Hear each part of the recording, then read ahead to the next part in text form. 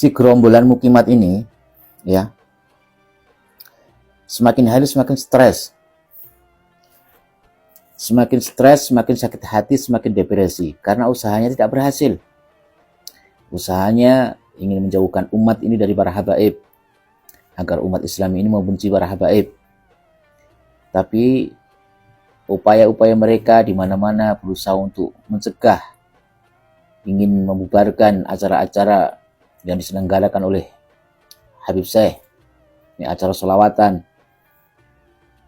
Tapi fakta dan kenyataannya mereka semakin stres, semakin depresi, karena umat tidak terpengaruh oleh racun-racun yang mereka tebarkan selama ini. Ya hanya segelintir orang saja, ya kelompok-kelompok yang menjadi bagian daripada mereka, yang memang dari awalnya memang sudah tidak suka dengan para habaib, dan bahkan ada yang memanfaatkan situasi ini. Mereka orang-orang di luar Islam yang berpakaian seperti orang Islam, ya. Ada juga itu pencipta lagu yang menghina Habib Lutfi bin Yahya, yang mencaci maki Habib Lutfi, ya. Mungkin saja perempuan itu adalah Germo, pemilik lokalisasi yang sudah tidak laku, mungkin sudah sepi job, ya, sepi tamunya. Akhirnya dia cari tenar dengan cara membuat lirik lagu, ya, lirik lagu untuk menghina Habib Lutfi, mencaci maki Habib Lutfi, ya. Jadi perilaku itu bahkan lebih hina daripada para germo, ya. Jadi kalian para pencaci maki kepada para habaib yang menghina Habib Lutfi, ya, jadi kalian jangan sakit hati kalau kalian dengan pongah, dengan sombong, dengan angkuhnya menghina Habib Lutfi, ya, menuduh penipu, ya, bahkan Masya Allah sampai mengatakan Habib Lutfi itu binatang. Maka itu adalah kelakuan-kelakuan yang bahkan seorang pelacur pun, banyak juga seorang pelacur yang masih menghormati kiai, masih menghormati ulama, masih menghormati orang alim, orang soleh, sadar perilakunya buruk, tapi dia masih tetap menjaga adab dan etikanya. Tapi mulutnya ini, si pencipta lagu yang menghina Habib Lutfi ini, ya, lebih busuk daripada germo, ya. Jadi ini menunjukkan bahwa bukan hanya mulutnya yang rusak, tapi juga mulut bawahnya juga rusak, hatinya juga rusak, busuk.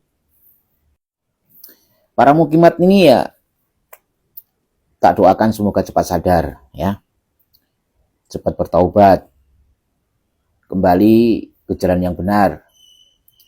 Islam ini mengajarkan cinta dan kasih sayang, menjaga persatuan, menjaga kerukunan, ya, menghindari kerusakan, menghindari permusuhan.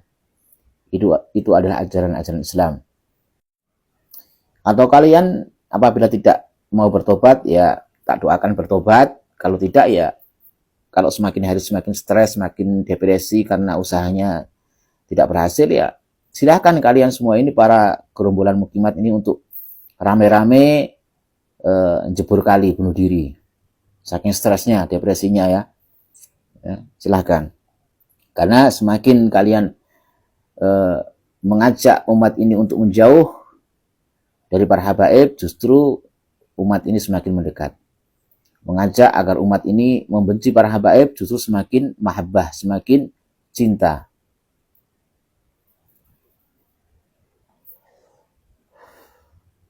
Kadang kasihan saya sama kalian ini. Yang jelas kami warga pribumi tetap mencintai NKRI harga mati, ya. Dengan apa? Dengan tetap menjaga persatuan. Itu adalah kunci utama untuk menjaga NKRI. Karena tanpa bersatu, ya, NKRI ini tidak akan pernah utuh, ya. Jadi bagaimana mungkin NKRI ini akan terselamatkan kalau rakyat Indonesia terpecah belah, tidak bersatu, ya. Wujud cinta adalah menjaga persatuan. Itu adalah syarat mutlak kalau benar-benar mencintai NKRI. Dan kami tidak sudi untuk diadu domba. Kami bukan domba, ya. Dan kami tidak sudi didoktrin untuk membenci para kiai, para ulama, para habaib, untuk membenci sesama kaum muslimin, sesama saudara kaum muslimin, tidak mungkin. Jangankan sesama kaum muslimin, semua yang beragama apapun di Indonesia ini, selama mereka ini adalah warga negara Indonesia, mereka adalah saudara sebangsa setanah air. Ya. Jadi wajib untuk kita lindungi, tidak boleh kita sakiti, baik fisiknya ataupun hatinya. Itu yang waras, ya. Kami para santri-santri NU tidak sudi jadi pengikut kalian, yaitu untuk jauh dari para habaib, untuk benci terhadap para habaib, ya. Dan kami warga NU tetap istiqomah, ikut para habaib dan juga ikut para kiai yang selama ini selalu mengajarkan kerukunan, mengajak untuk bersatu, saling mencintai, saling melindungi, saling menjaga marwah dan harga diri kaum muslimin. Ya, insya Allah kami tetap istiqomah sebagai santri NU. Itu adalah ajaran-ajaran guru-guru kami dan ulama-ulama kami di NU. Kemudian kalian ini ya, mukimat, kalian ini kok semakin tidak tahu malu dan tidak tahu diri. Ya, dianggap apa ya, kalian ini berada di kebenaran. Seakan kalian ini pemegang otoritas kebenaran. Kalian ini ibarat berdagang, dagangannya tidak laku, akhirnya semakin stres, semakin depresi. Kembalilah, wahai mukimat, sadarlah kalian. Kalian ini dimanfaatkan oleh orang-orang yang punya kepentingan untuk memecah belah kaum muslimin, untuk mengambil alih NU, ya. Karena NU ini merupakan jamiah yang besar, organisasi besar yang menjadi salah satu benteng daripada NKRI. Untuk melemahkan Indonesia, ya caranya karena Indonesia ini mayoritas kaum muslimin, organisasi-organisasi Islam dipecah, ya, diadu domba.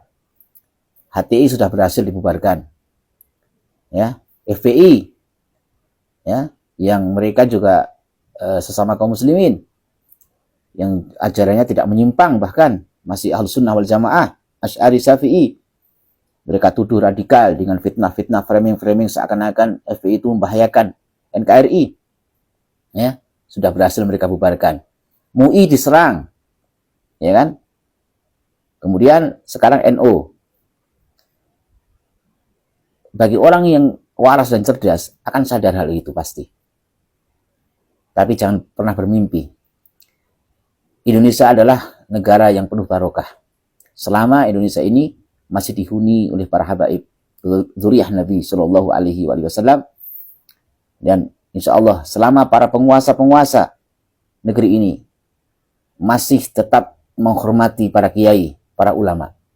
Saya ingatkan untuk para pejabat-pejabat, para yang berkuasa saat ini di Indonesia ini, kalian jangan coba-coba untuk memusuhi para kiai, para ulama, para habaib, kalau ingin negeri ini selamat.